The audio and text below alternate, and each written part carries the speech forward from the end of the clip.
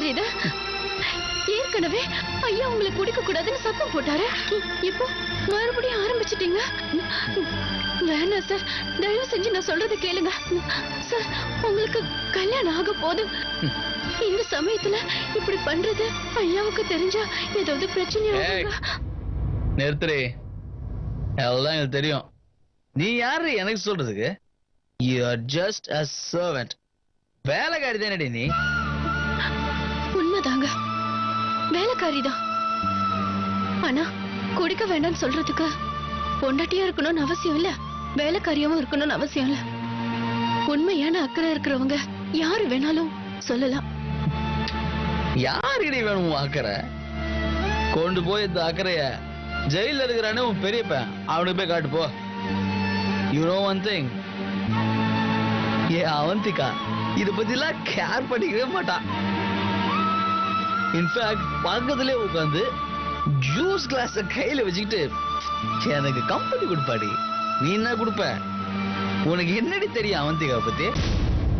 இருக்கலாங்க, கல்யாணத்துக்கு முன்னாடி அவங்க இதெல்லாம் சாதாரணமா எடுத்துக்க அவங்க வளர்ந்த சூழ்நிலை காரணமா இருக்கலாம்.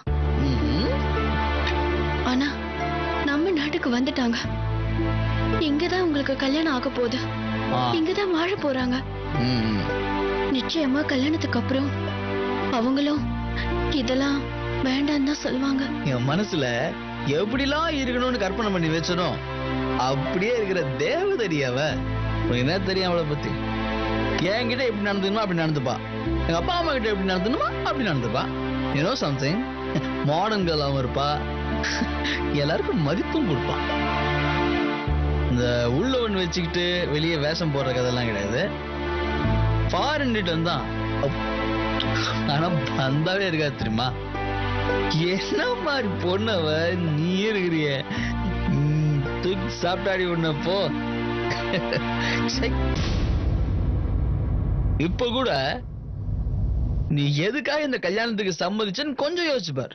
உன் பெரியப்பா, உன் அண்ணன்ஸ், உங்க அப்பா எவனுங்க எதுவும் தெரியக்கூடாது, அவங்க மனசு கஷ்டப்படக்கூடாதுன்னு உன்னோட செல்பிஷ்னஸ் டே. ஊர் உலகத்துல எவ்வளவு தாலி கட்டின புருஷனை இன்னொருத்தனை விட்டு கொடுப்பாளா? நான் இந்த வீட்டை வேலைக்காரியா இருந்துக்கிறேன், இங்க நடக்கிறதுலாம் சொல்ல மாட்டேன்னு டீல் பேசினடி, பெரிய டீல். நீங்க அப்படி நினைச்சீங்கன்னா அது ஏன் தப்பு இல்லைங்க. என் பெரியப்பா மனசு கஷ்டப்படக்கூடாதுன்னு நான் நினைச்சது உண்மைதாங்க. ஆனா அதை விட முக்கியமா என்னால உங்க வாழ்க்கை வீணா போயிடக்கூடாதுன்னு நினைச்சேங்க. நான் செஞ்ச தப்புக்கு நான் தண்டனை அனுபவிக்கலாம். நீங்க என்னங்க தப்பு பண்ணீங்க? என்ன மனசார காதலிச்சீங்க, அதை புரிஞ்சுக்காம நான் தான் உங்களை வேண்டாம்னு சொல்லி அவமானப்படுத்திட்டேன். அதே மீறி நீங்க எனக்கு வாழ்க்கை கொடுத்தது உண்மையிலேயே ரொம்ப ரொம்ப பெரிய விஷயங்க. நிஜமாவா? சத்தியமாங்க. என்ன என்ன பழி வாங்குறதுக்காக தான் கல்யாணம் பண்ணிக்கிட்டேன்னு நீங்க சொல்றீங்க. ஆனா ஒரு பெரிய பழியில இருந்து என்ன காப்பாத்தின கடவுளாதான் நான் உங்களை பாக்குறேன். என்னால நீங்க குடும்ப வாழ்க்கைய எழுந்துட கூடாதுன்னு தான் இந்த கல்யாணத்துக்கு நான் சம்மதிச்சேன்.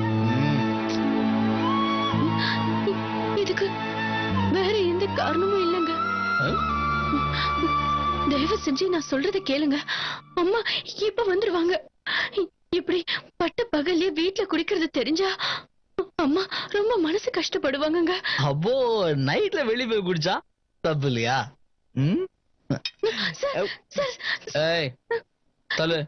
சார் நான் சொல்றது சார் வேண்டாம் சார்.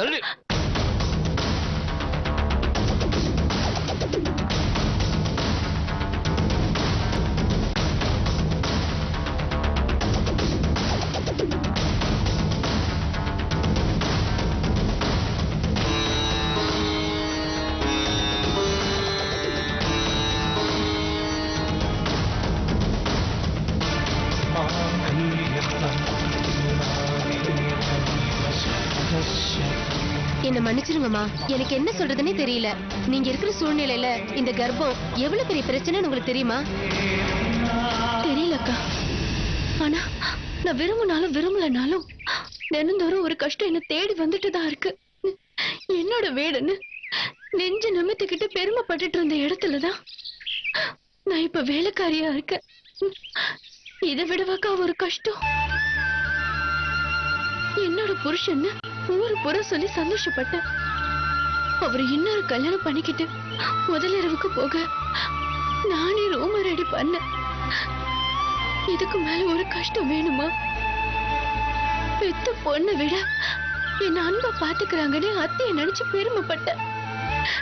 என் வீட்டுக்காரு மாமனாரு யாரு என்ன சொன்னாலும் அத்தை இருக்கிற வரைக்கும் எனக்கு இந்த வீட்டுல எந்த கஷ்டமும் இல்லைன்னு நினைச்சேன். ஆனா அவங்க பிள்ளையோட வாழ்க்கைக்கு முன்னாடி அதெல்லாம் ஒண்ணுமே இல்லைன்னு புரிய வச்சுட்டாங்க.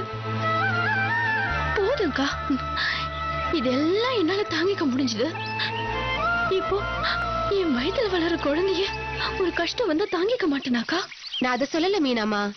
வீட்டுக்கு விஷயம் தெரிஞ்சா உங்களை வீட்டுல இருக்கவே விட மாட்டாங்க. நான் அதை நினைச்சுதான் கவலைப்படுறேன்.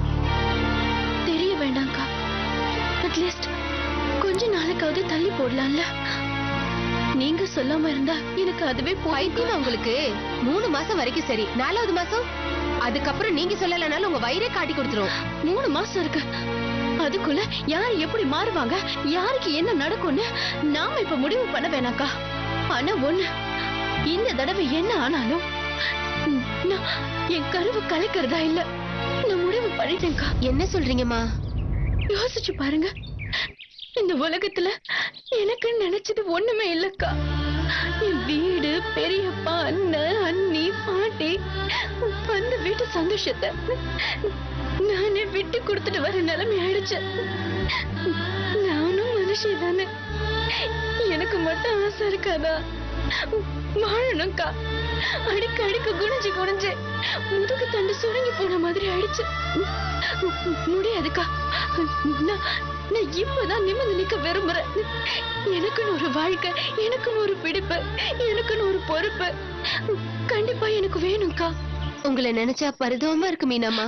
இல்லக்கா, பரிதாபப்படாதீங்க. எனக்கு அது சுத்தமா பிடிக்கல. பரிதாபம், கண்ணீர், துக்கம், கஷ்டம், சோகம் போதும்க்கா.